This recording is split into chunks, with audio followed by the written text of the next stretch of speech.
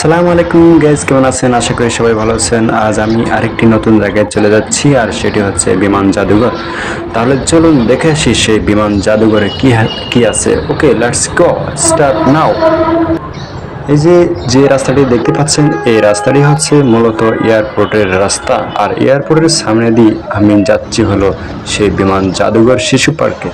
তাহলে কি এমন আছে সেই বিমান জাদুঘর শিশু পার্কে? অবশ্যই অনেক কিছু আছে।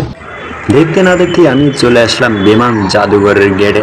এখন আমি গেটের ভিতরে প্রবেশ করব। গেটের ভিতরে প্রবেশ করে টিকিট কিনবো, আর টিকিটের মূল্য হচ্ছে 50 টাকা। এখন আমি কাউন্টারে চলে আসছি টিকিট কেনার জন্য।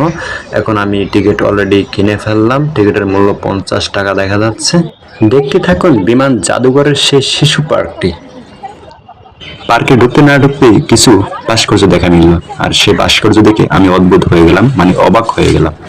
যেহেতু বিমান জাদুঘরের ভিতরে পার্কটি অবস্থিত, অবশ্যই বিমান দেখতে পাবেন। আপনারা আবার মনে করেন না আপনার পার্কের ভিতরে বিমান কেন? আসলে পার্কের অপোজিটে শিশু পার্কের ব্যবস্থা করা হয়েছে, তাই আমরা শিশু পার্ক দেখার জন্য চলে আসলাম বিমান জাদুঘরের পাশে। তাহলে চলুন কি আছে দেখান। দেখতে না দেখতে tiger, Bangladesh tiger, royal Bengal tiger সামনে পড়লো। আমি তো ভয় পেয়ে দৌড় দিয়ে আরেকদিকে চলে গেলাম। সেখানে গিয়ে দেখলাম এক হাতি, বিশাল এক হাতি। হাতি দেখে পালাতে গিয়ে দেখতে পেলাম বিশাল বিশাল কি বলে এটাকে, দেখতে পাবেন। ও মাই গড, সাপের মুখে পড়লাম। আসলে রেহাই পেলাম না। সাপের মুখে পড়ে অলরেডি ভিতরে ঢুকে গেলাম। ভিতরে ঢুকে দেখলাম অনেক শব্দ। কিসের শব্দ? দেখতে দেখতে গেলাম, ও মাই গড, বড় বড় বেডেরা, বড় বড় ছেলেরা সরকাতে চড়ে ঘোরাঘুরি করতেছে আর চিৎকার করতেছে। কি ব্যাপার! শিশু পার্কের নামে বুড়োরাই শিশু পার্কে খেলার জমিয়ে দিল। আপনারা দেখতেই পাচ্ছেন, এখানে কিন্তু শুধু শিশুরাই না, এখানে কিন্তু ছোট বড় সবাই এখানে আনন্দ উপভোগ করতে পারতেছেন। শুধু তাই নয়, এখানে শিশুদের জন্য রয়েছে আনন্দ উপভোগ করার জন্য হেলিকপ্টার, প্লেন, তারপরে হচ্ছে কিছু ভাস্কর্য, প্রাণীদের কিছু ভাস্কর্য। এখানে হচ্ছে টিকিট কাটানো হয়। আর যে দেখতে পাচ্ছেন, ওই যে এখানে একটা বিমান দেখতে পাচ্ছেন, এই বিমানটি মূলত একটা রেস্টুরেন্ট। এই বাংলাদেশের প্রথম বিমানের ভিতর রেস্টুরেন্ট চালু করা হয়েছে। যদিও সেখানে ঢোকা কোনো সম্ভব হয়নি, তাই আপনাদেরকে ভিতরে ঢুকে দেখাতে পারলাম না। এই যে দেখছেন ভিতরে কি সুন্দর ডেকোরেশন করা হয়েছে। এখানে কিন্তু আমার যাওয়া সম্ভব হয়নি। যতটুকু সম্ভব হয়েছে আমি আপনাদেরকে দেখানোর চেষ্টা করেছি। আর যে দেখতে পাচ্ছেন, যে একটি জেব্রা, বিশাল এক জেব্রার পিছনে বাচ্চাদের জন্য। এদিকে বাচ্চারা জেব্রার পিঠে চড়ে মজা নিচ্ছে, অন্যদিকে তার বাবা মারা সরকায় উঠে মজা নিচ্ছে। ওই সরকায় উঠে মজা নিতে নিতে এক পর্যায়ে চিল্লাচিল্লি শুরু হয়ে গেল, হইচই শুরু হয়ে গেল। এখানে দেখতে পাচ্ছেন, এখানে আরেকটি ট্রেন দেখা যাচ্ছে। এই ট্রেনের মাধ্যমে ছোট ছোট বাচ্চারা তাদের ট্রেনে চড়ার অভিজ্ঞতা অথবা ট্রেন চালানোর অভিজ্ঞতা নিচ্ছে। অনেক সুন্দর, অনেক মজা। এখানে তিনটি ট্রেন দেখা যাচ্ছে। তিনটি ট্রেন মূলত দুজন করে বসা যায়। এই মুহূর্তে বাচ্চারা তিনজন বেবি রয়েছে চালানোর জন্য। এখানে আরেকটি দেখতে পাচ্ছেন প্রিয় দর্শক, এখানে একটি রাইড দেখতে পাচ্ছেন, আর এই রাইডগুলো হচ্ছে মূলত বড়দের জন্য। তাই বড়রা এখানে মজার জন্য তাদের গার্লফ্রেন্ড বা ফ্যামিলির পরিবার পরিজনদেরকে নিয়ে এখানে এসে রাইডিং করেন আর চিৎকার করতে থাকেন, কেননা রাইডিং এর সময় অনেক অনেক স্পিডে চলে। আপনি এখানে দেখতে পাচ্ছেন আরো একটি রাইডিং দেখা যাচ্ছে, আর এই রাইডিংটি হচ্ছে বাচ্চাদের জন্য। এখানে দেখতেই পাচ্ছেন, এগুলো হচ্ছে ব্যাঙের মতো রাইডিং, বাংলা ব্যাঙ, ঠিক আছে। ব্যাঙের বুকের উপর, মানে পিঠের উপর বাচ্চারা 2 থেকে 3 জন বসতে পারেন। এখানে দেখতে পাচ্ছেন আরেকটি সাপের মুখ দেখা যাচ্ছে। এখন আমি সাপের মুখের ভিতরে প্রবেশ করব। মুখের ভিতরে প্রবেশ করে আমি এপার থেকে ওপারে চলে যাব।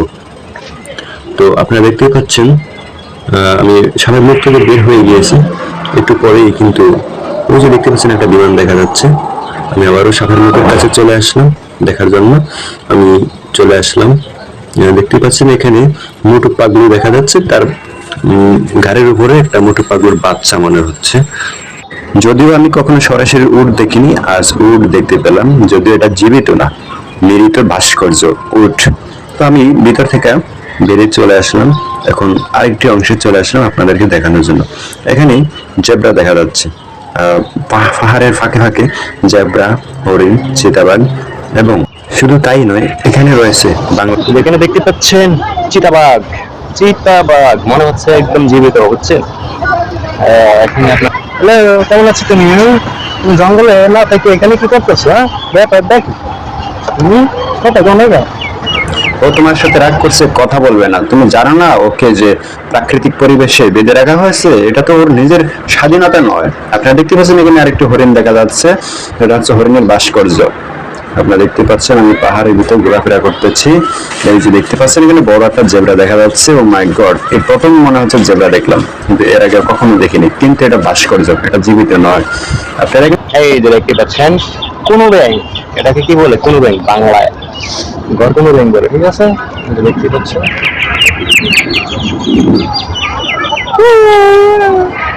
আমি এখন কোনো ব্যাংকের কাছ থেকে একটু একটু করে বিদায় নিতে যাচ্ছি। তো আপনারা দেখতে পাচ্ছেন আমার পিছনে কিন্তু সেই এয়ারপোর্টের, সেই বিমান জাদুঘরের, সেই পুরাতন বিমান জাদুঘরের দৃশ্যটি দেখতে পাচ্ছেন এবং কিছু বিমানও দেখতে পাচ্ছেন। যেহেতু শিশু পার্কটা বিমানের পাশেই অবস্থিত, তাই ভেবে নিলাম যে বিমান জাদুঘরের কিছু অংশ দৃশ্য ধারণ করে নিই। তো পরবর্তীতে আমি সেটাই করে নিলাম। আপনারা দেখতে পাচ্ছেন বিভিন্ন ধরনের মানুষ এখানে এসে বিমান দেখতেছেন। শুধু তাই নয়, তার পাশেই রয়েছে একটি জীবন্ত বিমান, সেখান থেকে জীবন্ত বিমান আকাশে উড়ে যায়। তো আমরা একটু আগে একটা বিমান দেখতে পেলাম যেটা আকাশে উড়ে গেল। এই যে দেখতে পাচ্ছেন এখানে এখানে কিন্তু অনেক সুন্দরী এসে ছবি তুলতেছেন, তার নিজের ফ্যামিলি নিয়ে, ভাই ব্রাদার, মা বাবাকে নিয়ে এসে ছবি তুলতেছেন, ফটো সেশন করতেছেন। আপনারা তো দেখতেই পাচ্ছেন, এটা কিন্তু স্বাভাবিক একটা বিষয়, অস্বাভাবিক হওয়ার কিছু নেই। আমার পিছনে দেখতে পাচ্ছেন বাংলাদেশ হেলিকপ্টার দেখা যাচ্ছে, এটা বাংলাদেশ বিমান বাহিনী পরিচালনা করতেন।